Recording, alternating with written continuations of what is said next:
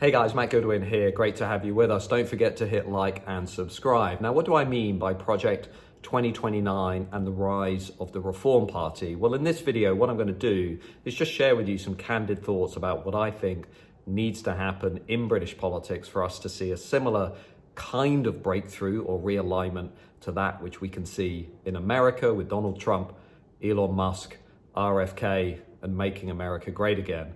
Now, you might remember that Donald Trump's realignment of American politics was organized under the headline Project 2025, which was linked to some think tanks in Washington who basically said, look, in order for Trump to really change politics in America, he needs a coordinated plan. He needs policies and people who can really execute and push through his vision for a new America.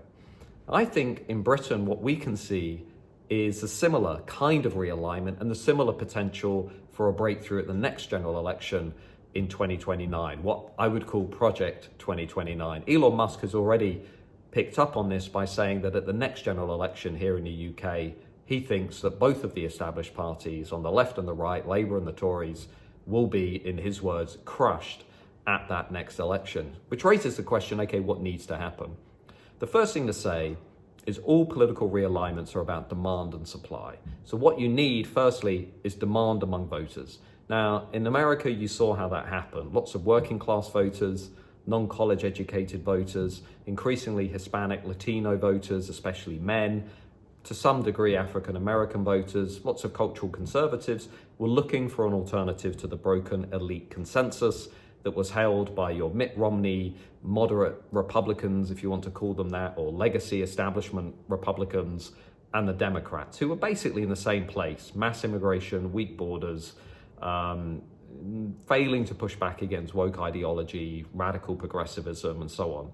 Now, Trump really sidestepped the political elite. He sidestepped the ruling class by leaning into that realignment, and he did it through 2016, 2020, and 2024. It was a long process. It wasn't just one election. It took about 8 years, and it culminated in Trump taking every level of the American political system, which he did this year in 2024. And he did it by prioritizing messages that really appealed to people's desire for economic security, but also their desire for cultural security as well. So he appealed to their economic concerns by talking about things like patriotic protectionism, prioritizing American industry, putting bigger tariffs on China, reshoring, making it basically impossible for big corporations to exploit the working class by sending jobs to China where they would benefit from cheap migrant labor, but also to stop the elite in America exacerbating that problem by presiding over weak borders and allowing cheap migrant labor into the economy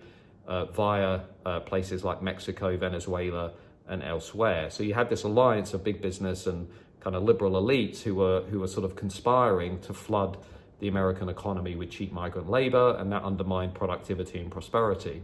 Now, Trump spoke directly to that. He said, actually, I'm going to put the economic interests of the national community first, but he also spoke to their cultural insecurity by saying, I'm going to push back against woke ideology, I'm going to defend free speech, I'm going to oppose mass immigration, and I'm going to believe in America. Now, that realignment is global. We can see the same demand side playing out in France, in Sweden, Italy, in the Netherlands. That's why national populist parties have been doing so well in other Western democracies, rallying many of the same kinds of voters that have flocked to Donald Trump: working class voters, non-university educated voters often, but not exclusively, lots of men, lots of older voters, lots of cultural conservatives. Which brings me to Britain, because what we saw at our general election in July was a similar demand-led realignment. We saw the Reform Party win 4 million votes, do very well in many of the same areas that Trump does well in, lots of working class seats, lots of seats with older voters down the coasts of England, parts of the Red Wall, parts of Wales. So you saw that realignment, which we really had just before Brexit with the rise of the UK Independence Party, and then of course the vote for Brexit and then the Brexit Party. That realignment really continued. It wasn't only reflected in the Reform Party's vote share. We also saw a lot of Conservative voters who would otherwise be brought into that. They stayed at home and they remained apathetic. So I would argue, as a political scientist, as a professor in the universities for 20 years, that when I look at British politics, I see the same demand side potential for a Trump-style realignment in British politics, which brings me to the supply side. Because Trump leaned into that, he was rewarded massively. Conservatives in Britain have failed to really supply that realignment with a credible message, which is where the opportunity for reform is. Because if you look at, say, what Boris Johnson did, if you look at what Liz Truss did, what Rishi Sunak did, they didn't really supply that realignment with the messaging that they should have given it. So they should have said, we need to slash mass migration, we need to leave the ECHR control the borders, we need to push back on woke ideology, we need to be serious about leveling up areas outside of London, slashing tax, slashing regulation. We need to basically speak loudly to those economic and cultural security concerns. They didn't do that. Now, reform between 24 and 29, having established a beachhead in Parliament, reform could do that. But in order to really deliver on this Project 2029, I think it needs to do a number of things. Firstly, it needs to completely professionalize its operation. Organizationally, it's going to need branches in every constituency in the country. That's already happening. We can see those branches popping up. I actually speak at a number of conferences and meetings around the country.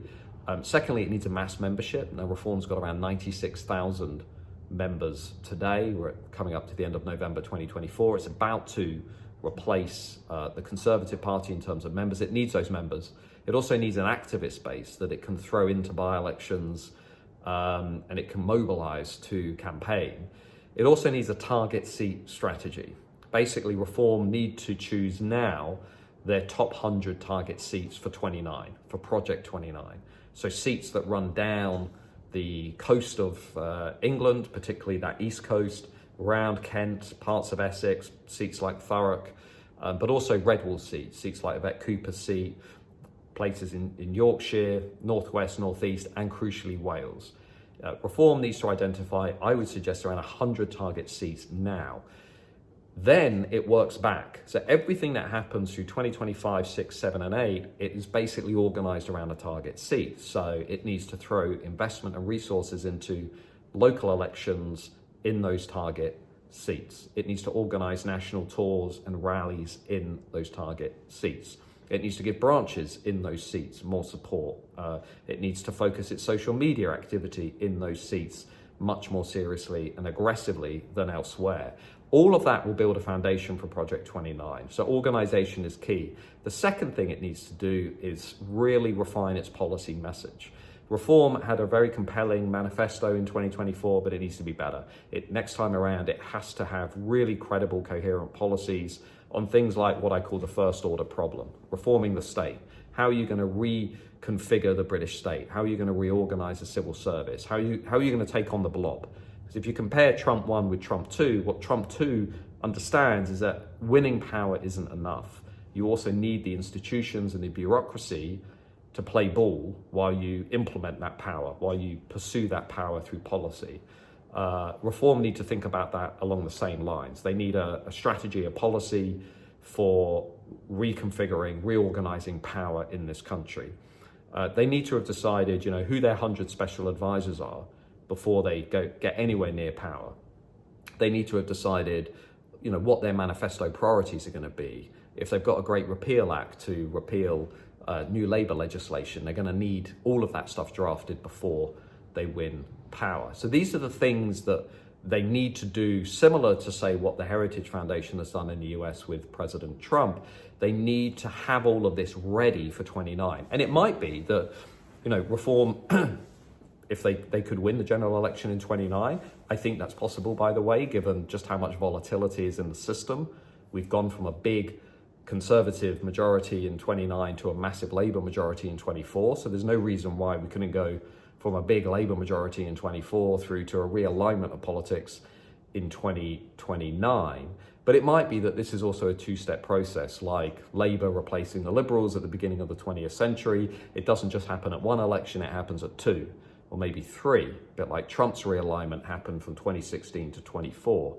So you get that reform beachhead in 2024, maybe you break through massively with around 100 MPs in 2029, and then you fully replace the entire system as you go on towards 2034. But Project 29 is where it all begins and ends. This is about moving from a protest party in a breakthrough period to moving into a professional party in what we might call the consolidation period.